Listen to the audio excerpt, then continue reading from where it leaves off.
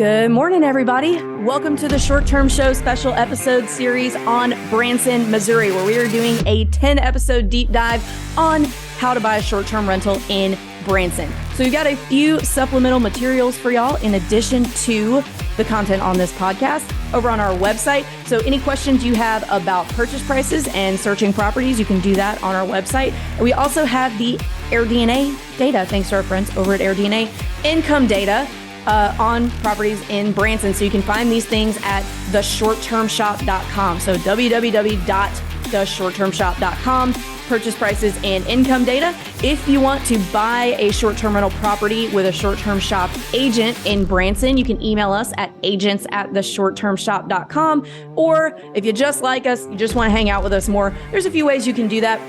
You can join our Facebook group. It's the same title as my book. It's called Short-Term Rental, Long-Term Wealth. We're over there talking about short-term rental investing all day, every day. Or if you prefer to talk to us in person or virtual person, you can join our Zoom call that we have every Thursday. You can sign up for that at strquestions.com. We'll catch you guys over there.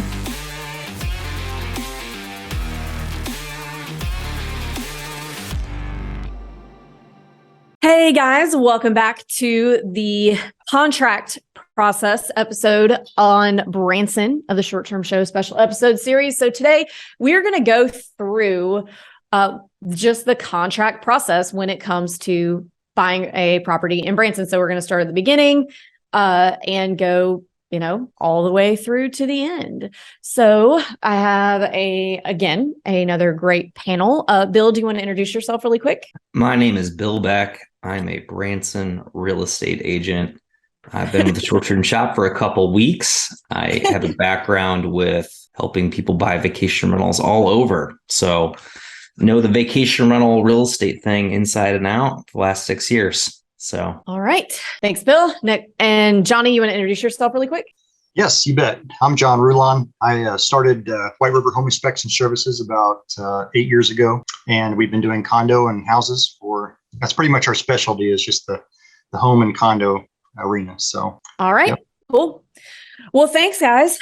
So we're going to start at the very beginning of writing a contract. So let's say I'm a client. I have been working with Bill for a little while. We've figured out a property when we want to make an offer on. We're going to make an offer on it. So, Bill, what are the typical terms of a contract in Branson? So let's start with days. How many days typically does it take what's the standard offer in terms of days to close? Standard for someone using a loan. The biggest, time constraint is going to be the appraisal. So here our appraisers tend to generally be like 4 weeks out.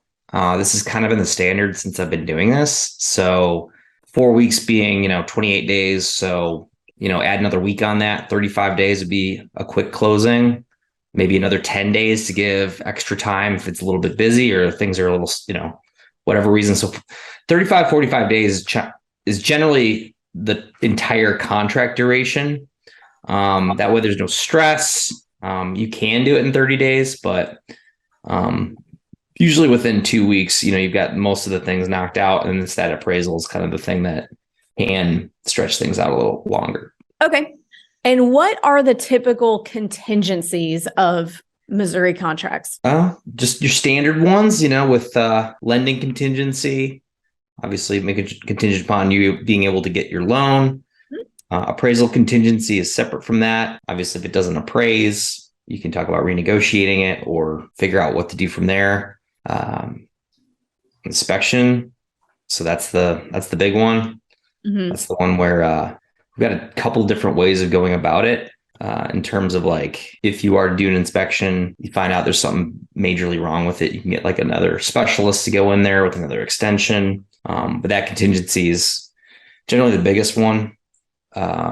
We have property data period, which is an interesting one. Do you have that in other? No, areas? I've never heard of that. Property data period. That's generally, I think it autofills for like a couple of days, like 5 days. But this is one where it gives you time as a buyer to like research and find out, hey, what are the area taxes, or is there any like sex offenders that are your neighbors, or various, like, it's very kind of ambiguous as far as like what the data related to the property could be. So I've never used it to back out of a deal. Never had it used against me as a listing agent. So it's something that people should be aware of, though, that, hey, I'm like not sure about this, but I want to make an offer. Generally, you want to get those things answered before getting under contract, but that does exist in case there's something awful that someone discovers that they're like, oh my gosh, I bought something and I didn't realize I needed to do all these things, like do the fire suppression installation thing when I thought I didn't need to, and I don't want to do it anymore. It's like, well, okay, well, we'll use that to get out of it. So. Oh, wow. Okay. So you have appraisal, financing, inspection, and property data period. So we're going to come back to those things in a minute. But first, we're going to talk about your earnest money deposit. So is an earnest money deposit the only deposit that you have to make in Missouri? And is it refundable, or are there any extra non-refundable deposits you have to make, or just typically your refundable earnest money? Usually refundable. And I usually say, I don't tell people explicitly what to do. I say, don't go over $5,000 in earnest money, usually, because I believe that switches the court system, that if there were some sort of contract dispute, it would no longer be in small claims court. It would go to some other court. So 5,000 is kind of the upper limit, but typically 1%. And some of these places that are, $200,000, I'm like, go ahead, use $500 or $1,000. Oh my goodness. That's plenty, right? So never have lost anybody earnest money. The only time we've ever had to do non-refundable is when we've had nightmare scenario, well, not nightmare, but painful for scenario where they're doing a 1031 exchange for their multi-unit up in a different state. Their agent's like, yeah, you're good, you're fine. Come to find out, oh, it's a commercial appraiser and we need them and they're 6 weeks out. It's like, well, your deadline's right now, so we need to buy more time, literally, because this was last year when the market was appreciating. So the listing agent's like, I'm not just going to give you another 6 weeks to sell this thing. You're gonna have to pony up a little bit. So we actually had to increase the contract price by a little bit. But then they're like, hey, I want non-refundable earnest money too, just because I'm giving you grace with giving you more time to do it. Here, we'll give you, $1,000 non-refundable, and then increase the total earnest money from $2,500 to $5,000. So that's a unique scenario, but generally, we don't like to lose people earnest money. I haven't done it yet. So nobody likes to. Oh, don't say that out loud. The next contract will be one that the seller doesn't want to give it back. But bottom line is keep in line with your deadlines. I'm always send someone when we go under contract your important dates, saying, hey, I'm going to be watching this too, but you need to be aware of this is when earnest money is due. This is when your lending contingency is done. So it's just this nice list at the very first thing I send to people, so they have that available, so they can kind of keep checking their time to make sure that if they are missing anything, it's not going to be a surprise. Cool. So if you find something in the inspection that makes you nervous, you can terminate and get your earnest money back, right? We have, interesting on our contract, we have a checkbox. This is just totally random, but it's like a checkbox saying, if you check this box, you eliminate your ability to unilaterally terminate the contract. So some agents up in Springfield, they do that as normal course of business. Agents down here in Branson, we don't usually do that. We do have an escape clause. So if the place is super jacked up, we're talking the works, right, John? The mold and the HVAC's got things falling apart, and the deck's falling down and structural integrity is at risk. It's okay. But generally speaking, the three options are, buyer satisfied with the inspection. Option 2, which most people do, is here's our list of things we want to fix. And then option 3, which is we're just unilaterally killing it. But if you check that box, you don't get to do option 3. So you have to either say we're good with it, or here's what we want fixed, which then goes into the whole negotiations of, no, we're not going to fix that, but we'll do this instead, or we'll give you credit. And then, what happens if you don't come to an agreement on those things by the end of the inspection period? What happens? That means the contract falls apart. You have 10 days from the moment that you submit your inspection notice. So obviously the inspection report that gets generated. So when you put together your inspection notice and you get it to the other agent, that's the 10-day clock is starting to tick. That means everything needs to be resolved. It took me, when I was a brand new agent, I still didn't quite get the timing of it. Now I'm fully aware. It's like you have 10 days from that inspection notice to like, we are solved, figured it out, everything's good to go. Okay. And if it's not resolved by then, do you get your earnest money back as a buyer? Yeah. So if ultimately, if the seller doesn't respond, or, you don't come to agreement and it's still like, hey, we're just too far apart, they will get their money back. Okay. And how long is an inspection period usually in that market? So a contract standard for 10 days is for when you can get it done. I usually like to write in 15 days just because certain times a year when we get really busy here in Branson, inspectors get clogged up, these properties get booked out. You might have like a 4-hour window where you're sharing it with like a cleaning company. And I see John nodding his head. It's like, so you got to kind of like, let's just put 2 weeks in there just to be safe. Yeah. And I've even extended even further when it's like July, where it's like, guys, our next checkout's in like 13 days, and it's like, all right, well, we'll figure it out. Okay. And can you, during this time, assuming you don't have that special box checked in the initial contract, can you terminate for anything, or does it have to be related to the inspection itself? Because in some markets, like you can terminate, you can stub your toe that day and say, never mind, I don't want to buy it. You get your earnest money back. In some markets, it does have to be related to the inspection report. So that's what I'm getting at. Yeah, it's the latter. So you do have to have some for cause reason. That data, or the property data period, I guess theoretically could be the no cause. Hey, I figured out this is the acreage and I thought I was getting this acreage, so therefore I don't want to buy it anymore. Just some random thing. But that's usually 5 days. If you start to put in your contract, like, yeah, we want like 3 weeks for that. I've gotten offers like that as a listing agent, been like, no, you're not. You don't get to like think about this for that long. Like it's either, you get a couple days to like figure it out, and then you're no longer just getting to like pull the ripcord on this. So okay. Next question then. So in terms of earnest money, and hopefully this makes sense the way I asked it the first time, if I terminate due to something in the contract that allows me to terminate and get my earnest money back, is it just automatic? Like the title company says, yep, here you go. Or does the seller have to actually sign a release that says, yes, they're getting their earnest money back? They do. That's the mutual release. That's like, all right. Is that the term you use in other markets? In some of them. Yeah. So yeah. That is the document that when you are like, okay, we're not doing this. We want our money back. We're canceling the contract. It's the mutual release document. That's always an unpleasant one, just because that means like the deal's basically dying. So basically, like I have had situations where agents are like, well, my guy's not going to sign it. It's like, oh, you want to get brokers involved? Like, you're not going to win this. Like, we're telling you based upon the rules of the contract, we're getting you out.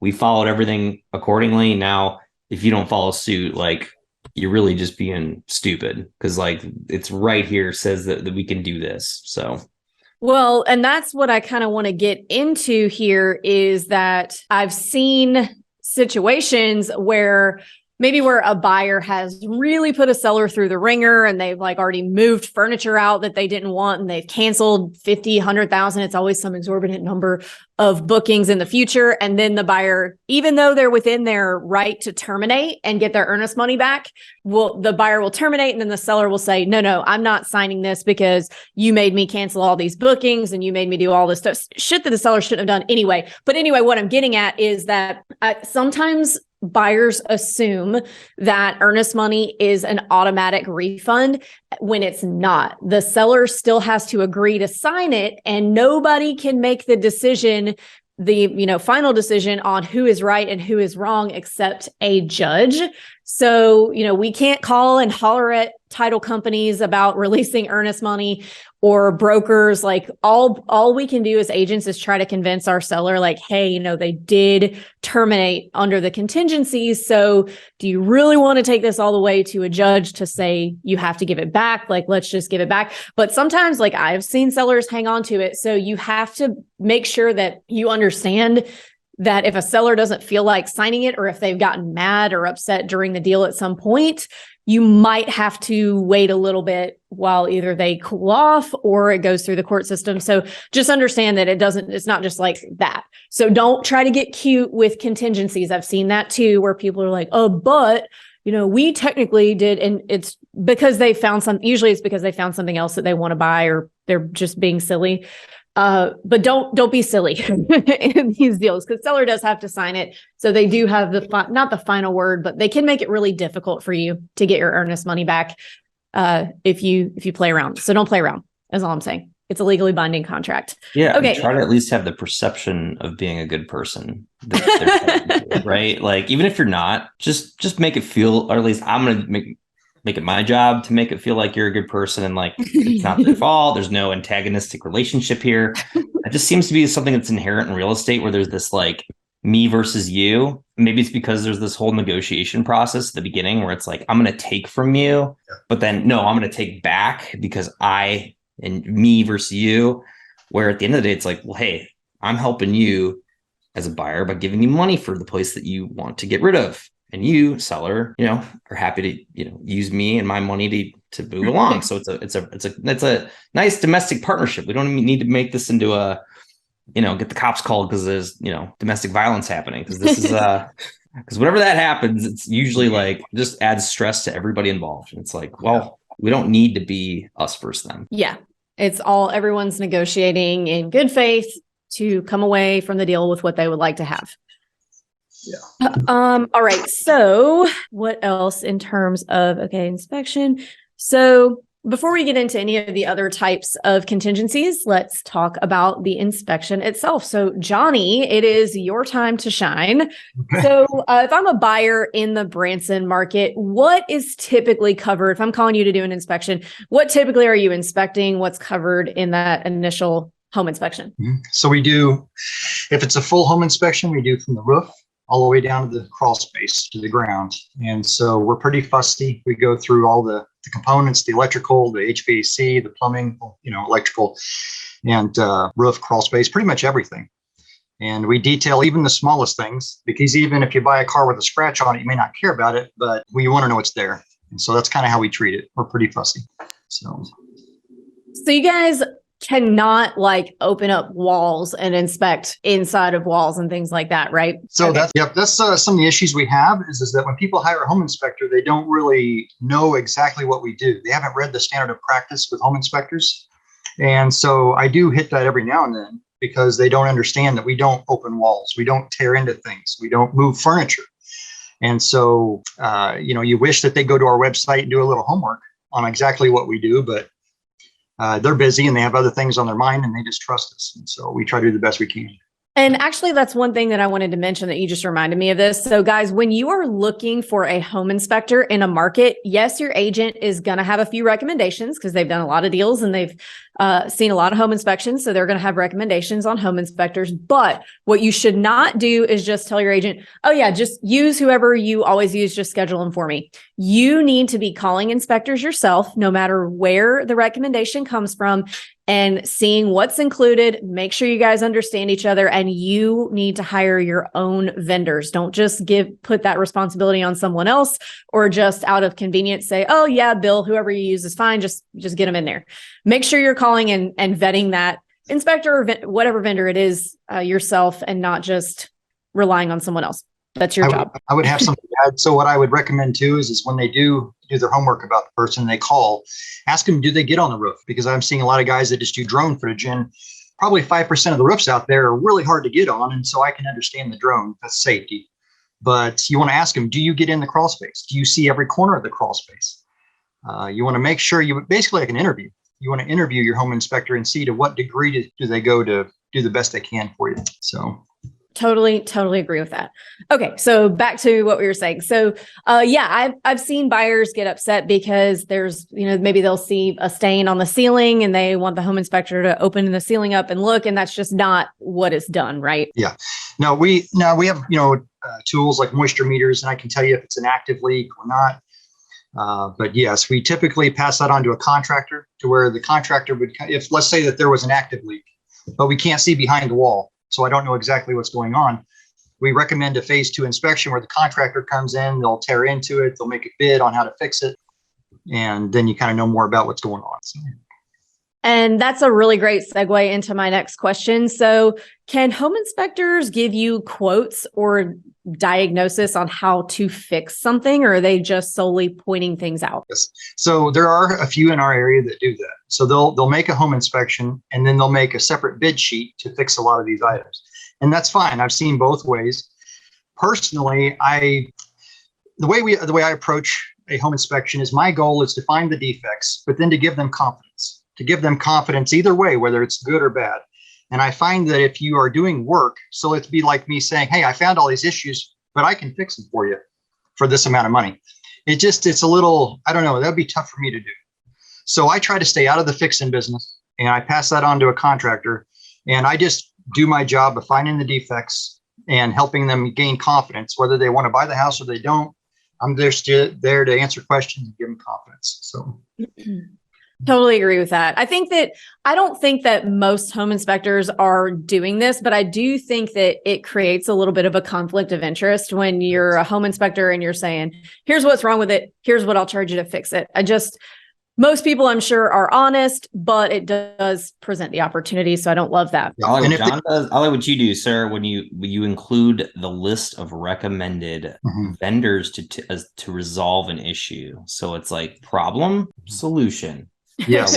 Yes. And I can't, how many clients, once they like you and they trust you, well, they want you to help them all the way through. And I'd love to, although I'm busier with other businesses, but it's just best in the end that I'm sure, Billy, a lot of good contractors and you can help them move on to that next phase pretty seamlessly to get their questions answered. How much would this cost to fix?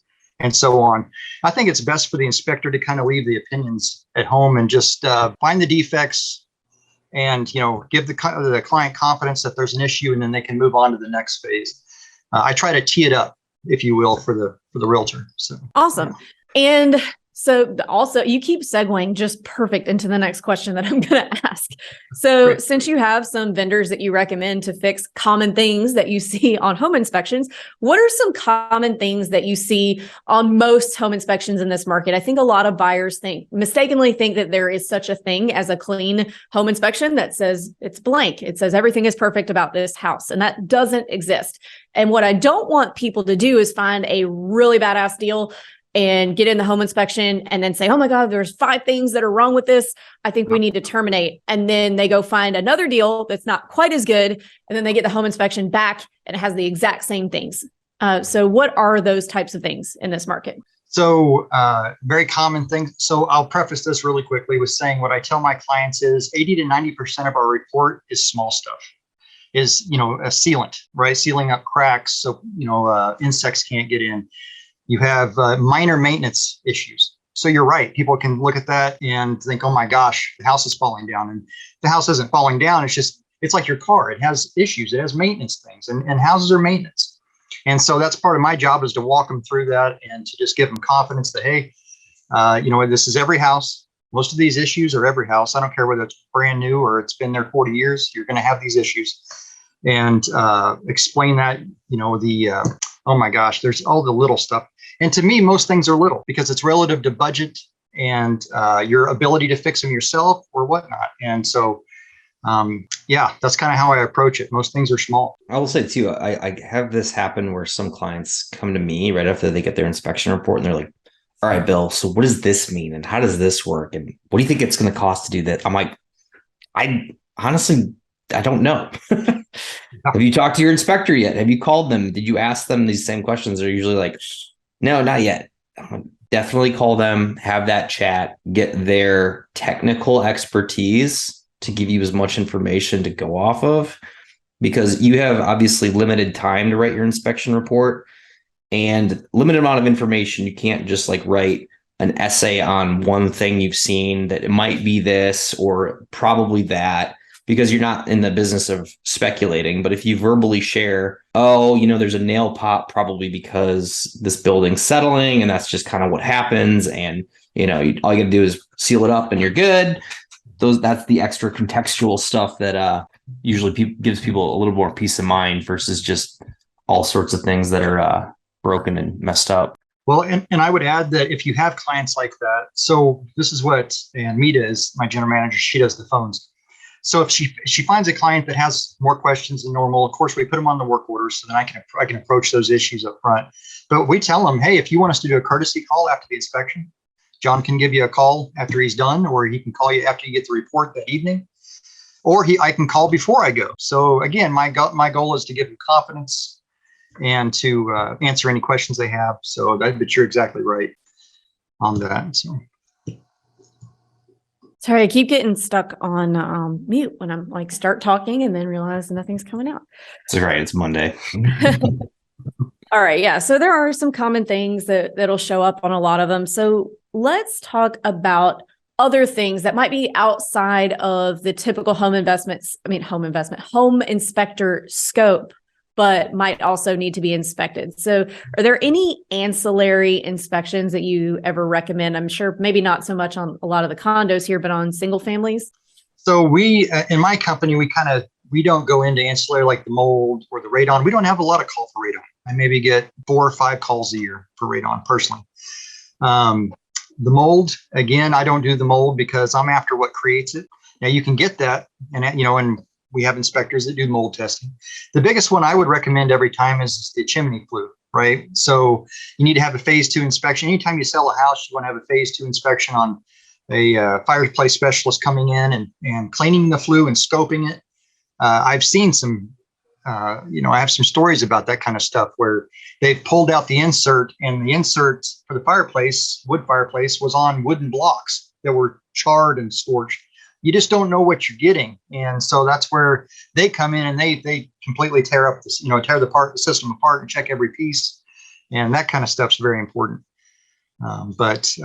So yeah, yep. And of course the well and septic, that kind of thing, of course, but yes. Okay, awesome. Yeah, mold is such I don't even want to talk about mold because a lot of times, yes, it's mold, but everyone's like, oh, it's black mold. And there's lots of types of mold that are dark, and it's not always like we have to just knock this entire house down and start over. So that can definitely strike fear into the hearts of buyers. Well, that's it, and that's where they want to, I guess I'm a little different that way. When I go to look, because I buy houses myself, I'm more worried about what's creating it. To me, the mold's in effect. I'm after the cause. Once you fix the cause, the mold dries up and you can clean it and it's done. And, there's mold spores everywhere. If you start getting moisture back, you're going to start getting the mold again. I don't care if you spray it with the white paint and kill all the bacteria, you can get it again if you don't fix the cause. So it's not something I'm scared of or scared about. It's just, you got to go after the cause of what's creating it, whether it's inside the house or under the house, wherever it is. So it's really not to me. A walkthrough I did for someone where I was just making a video of this condo they wanted, and it was waterfront, really cool looking. It was raining out, like downpouring. So I'm walking through, doing my video. Everything's cool. My realtor voice, like walking into the kitchen.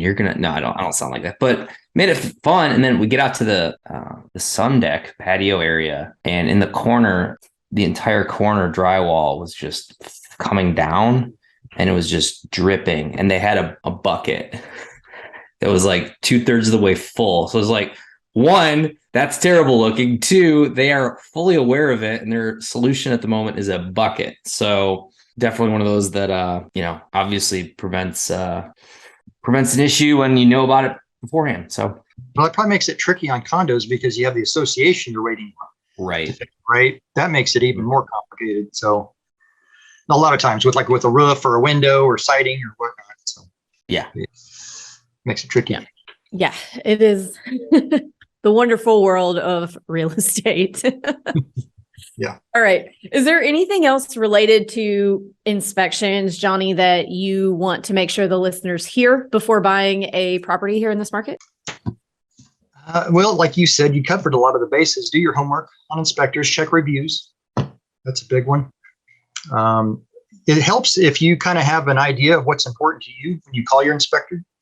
And if you on the work order, we'll say what's important. Well, can you really check the HVAC unit? Okay, yeah, no problem. And I put it down, and then we'd love for them to show up for the inspection, and we can go through it. They can watch what we do. We want them to see how hard we work, right? We get in the attic, we get on the roof, and they can see that. Again, it helps with their confidence level. So again, like you said, pretty much just interview the inspector. That's a big deal. Ask them what they do, tell them what's important to you, and you get what you pay for. So totally agree. I would just say when you're in the shopping phase, like if you do end up coming out to visit and look, try to pre-identify this stuff so that we don't get surprised later on. If you can go ahead, do yourself a favor with checking out that utility closet, just looking at it. Does it look good? Look, newish? Does it look messed up and scary and like there might be some like health hazards by getting in there? Yeah, then now you're fully aware. So those are things I love to. Hey, let's do some detective work before we even like think about putting in an offer, because then that just prevents it from later on being the surprise. Because I think there's always it's such an emotional experience to go through an inspection, because it's like people have this thought in their head of this new investment or this new place that they're going to be bringing in. It's clean. It's going to make them all this money, and then the inspector comes in and he's like, "Well, here's the list. Boom, boom, boom, boom, boom, boom." And, I think he's right in terms of like, if it's a long list, but it's all like, okay, there's a crack in the tile, or there's like, they need to put a bead of, cement to seal off or whatever. But when it's those big ticket items that just like really are like kind of unknowns, those are the ones that you just kind of have to prepare for. But luckily, again, with a lot of our condos, anything with roof, foundation, like that's on the HOA to take care of. So it usually is not going to be a problem. So, yeah. All right. Well, thanks, Johnny. We're going to move on over to, the negotiation part of inspection. So you said we can either ask for money off. We can say, okay, actually, we're good. We'll go ahead and move forward the way that it is, or we can terminate if we don't have that special box checked. So typically I would recommend, and Bill, I don't know if you agree with me or not, but I would imagine that you do. I would recommend that a buyer ask for money off rather than ask for a seller to fix stuff, because the seller is going to go as cheap as possible on the fixes, whereas you might, as a buyer, go for, a more comprehensive repair that might be a little bit more long-term. So I prefer money off rather than seller fixing it. But I've seen some buyers that are like, no, I just really don't want to bother with it. I'd rather them just do it. And they do it that way. But what do you recommend, Bill? I honestly think people tend to be like, I don't want to do it. I want them to do it. So I love that your point there is you have the control to pick your contractor. Yes, it's more work, but then it becomes you make sure it gets done right.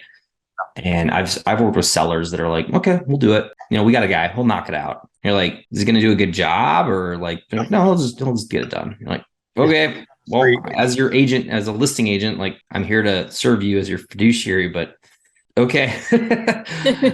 But generally I actually don't ask for money off the bat. I say like, here are the items to be repaired by qualified, and then you support it with receipts. And then that way it puts it in their court to, if, they want to go research and find out what those things are. And then they come back with the credit. That's great. Or a lot of the negotiation, honestly, is talking to the other agent. I think some agents maybe like this, like, hey, I'll just text and, be quiet and send notices formally. I like to get on the phone and be like, so let's talk about what we just saw here. Let's, we're working with a couple small things, but there's the one big ticket item, which is the major concern for the buyer. So let's work this through, figure out a way to make it something that's not going to kill the deal.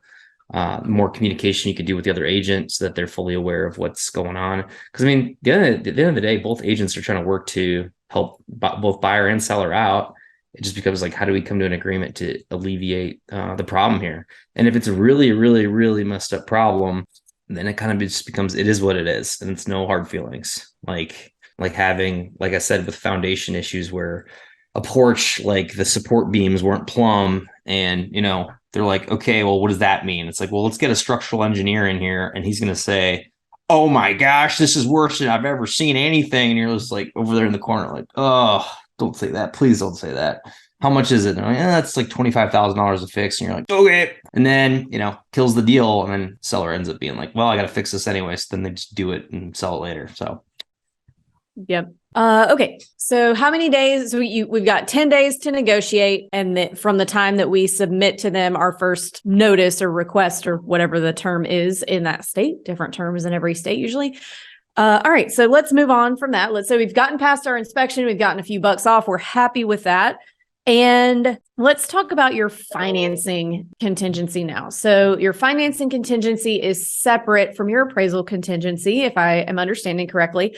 So is there a certain date by which you have to have a loan commitment from a lender, or it can be denied, 5 minutes before closing and you still get your earnest money back? So time period or any time? It's standard 25 days, but I do it usually as 35. I always fill mine out with 35. Same with appraisal. I put them all right in the same date. So appraisal and lending contingency just to be should be at 35 days into a contract, should be taken care of. So okay.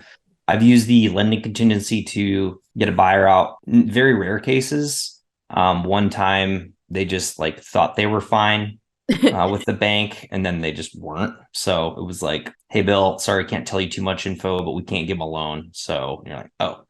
And then another one, we actually write out the terms of the loan if it's a conventional loan. So we put percentage down and interest rate and just more terms regarding the loan itself.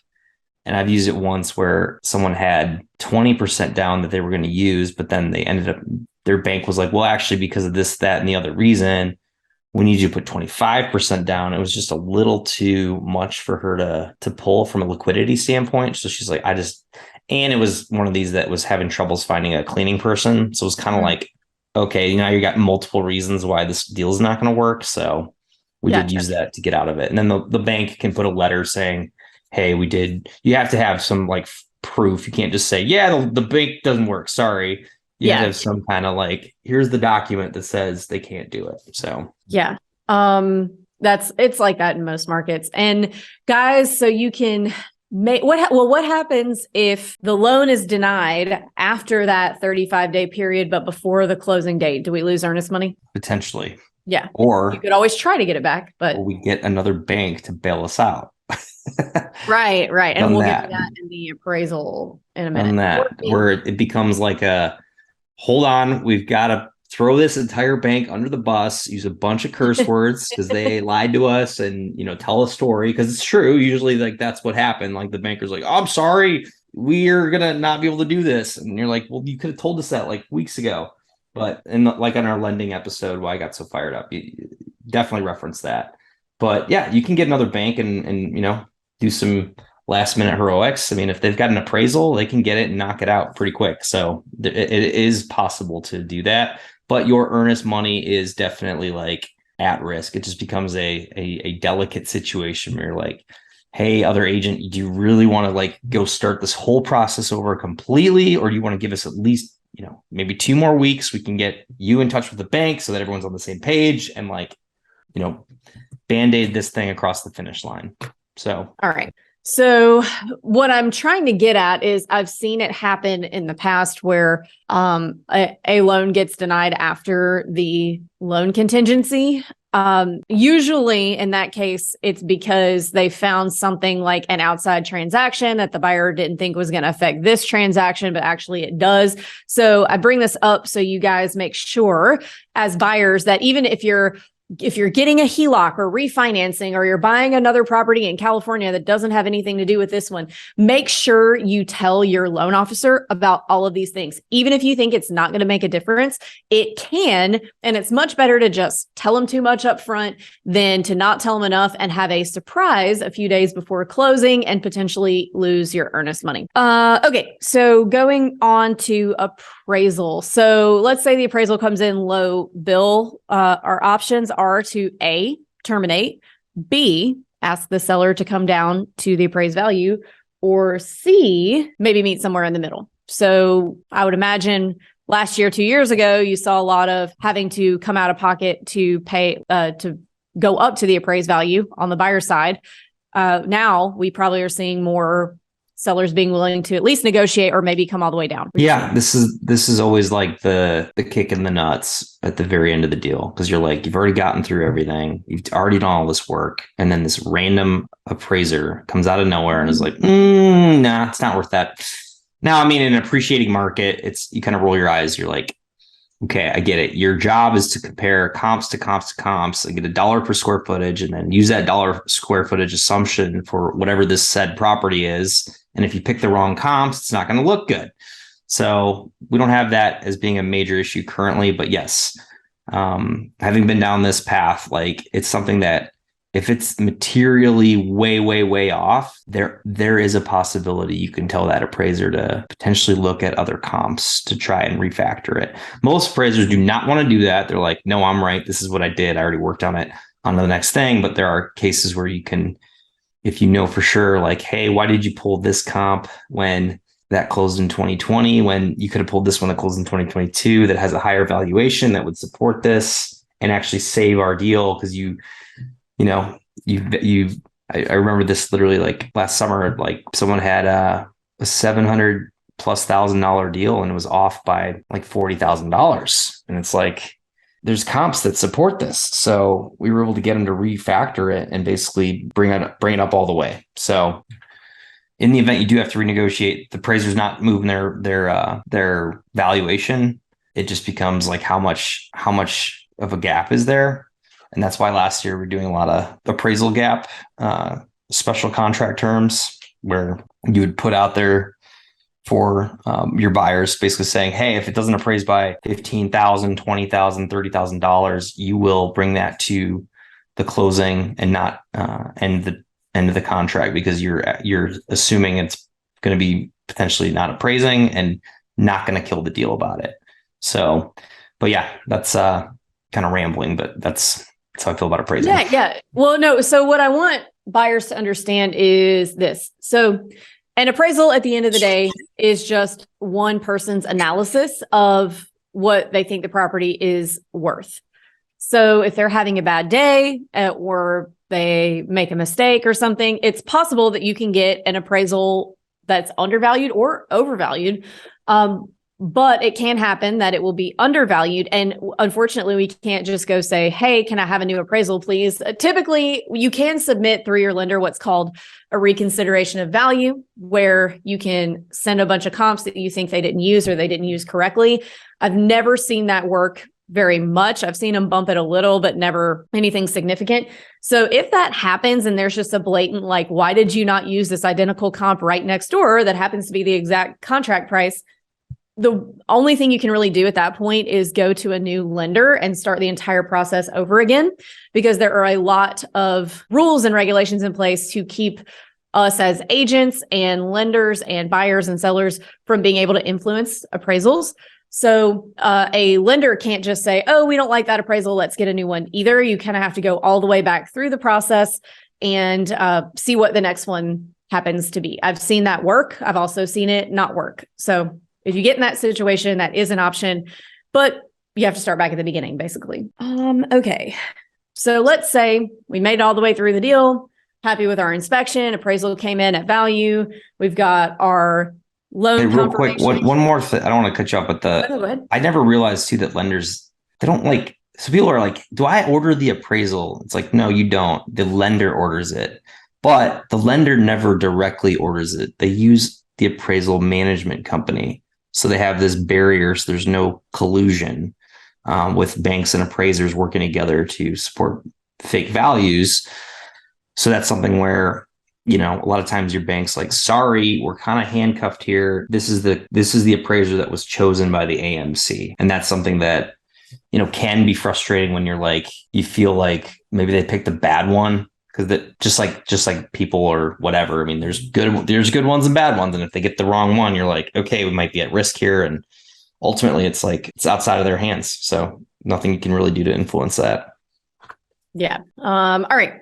So let's say we're all the way at the end of the deal. We're getting ready to close and we have to do what's called our final walkthrough. So Bill, who does a final walkthrough or who can? Ideally, the final walkthrough, that's the client. That's something that if they want a final walkthrough, that's their right to check out the property at the very end. So if they're out of state and they can't do it, what I like to do is say, hey, here's my video. I'm going to flip this around. Let's go check out everything you want me to check out. And that's something where I don't have a checklist. I'm not an inspector.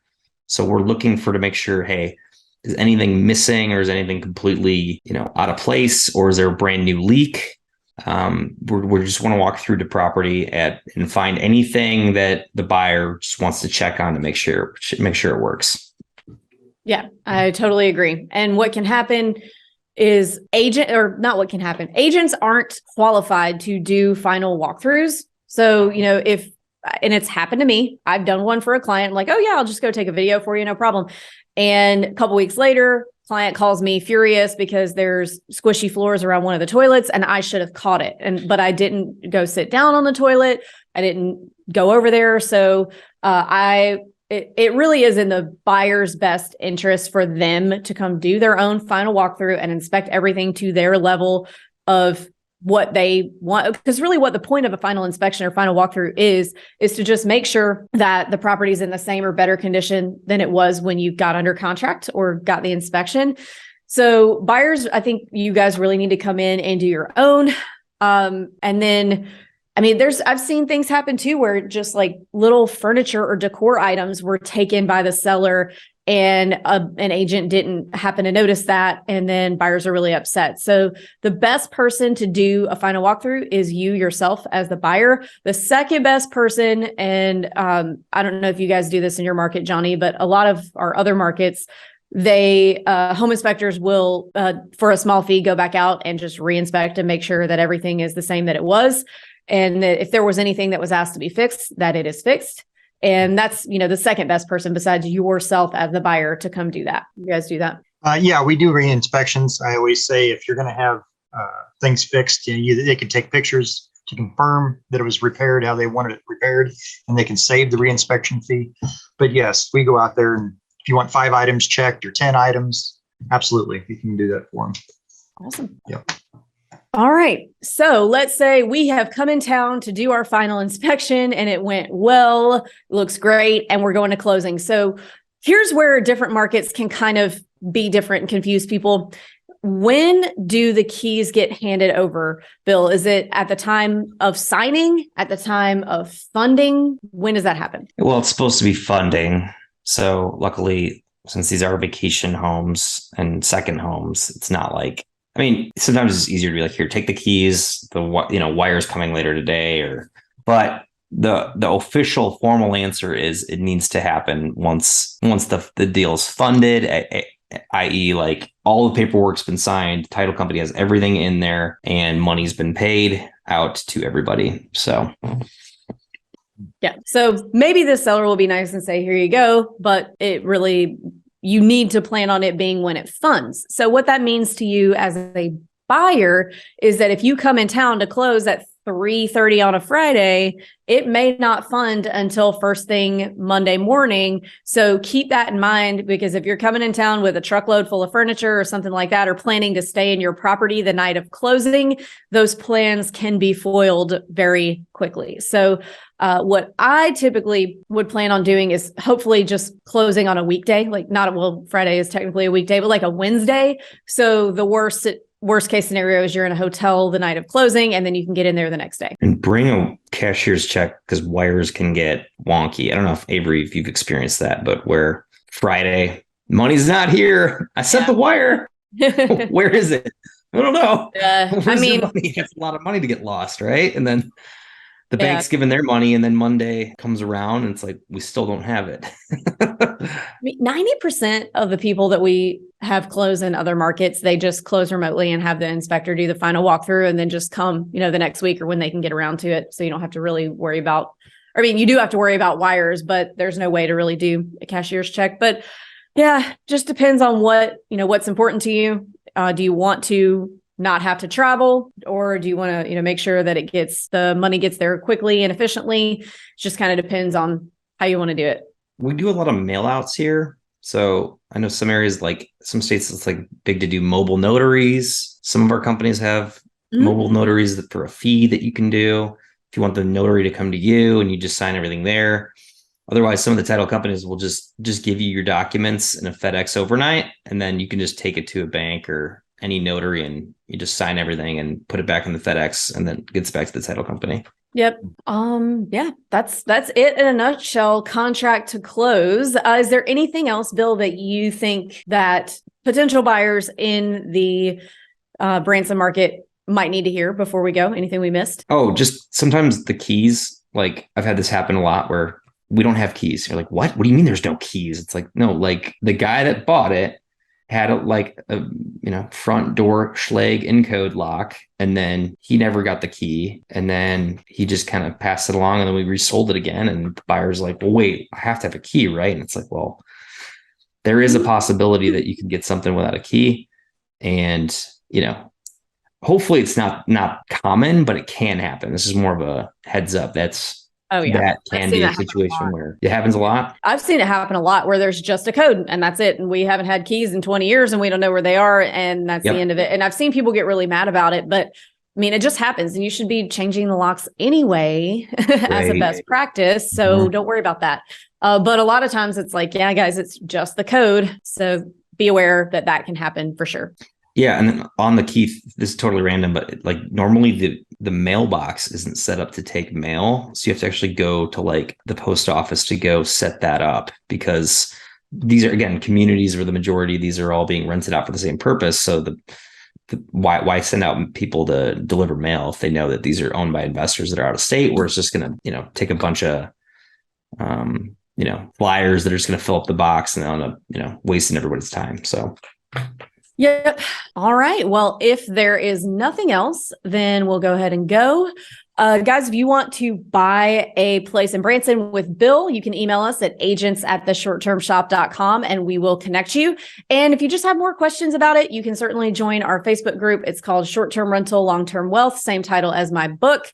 And we also have on every Thursday a live Zoom Q&A for all of our markets. So if you just have more questions that you want to get answered, you can sign up to join that at strquestions.com. Thanks, everyone. Thanks, Avery.